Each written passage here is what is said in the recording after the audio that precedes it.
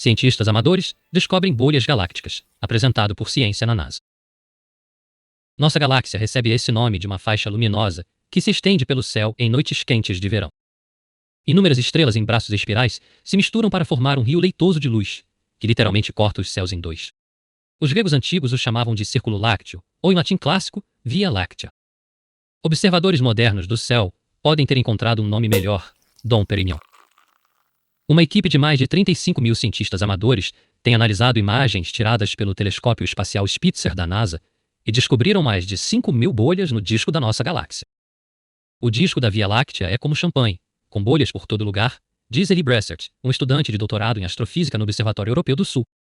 Bressert é um astrônomo profissional que tem analisado dados do projeto Via Láctea, que aproveita o poder dos cientistas cidadãos para explorar o espaço.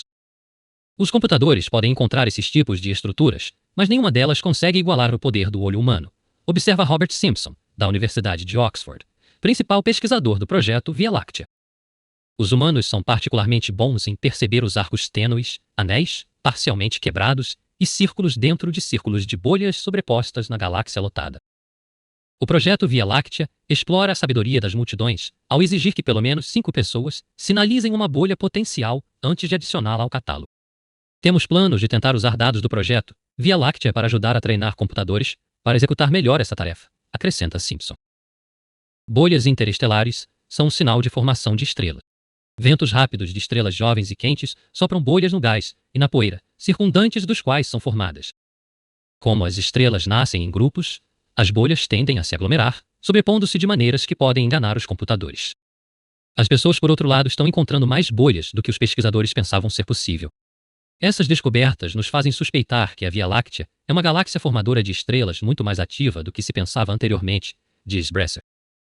O Spitzer é um telescópio infravermelho que consegue ver longas distâncias através do plano empoeirado da Via Láctea.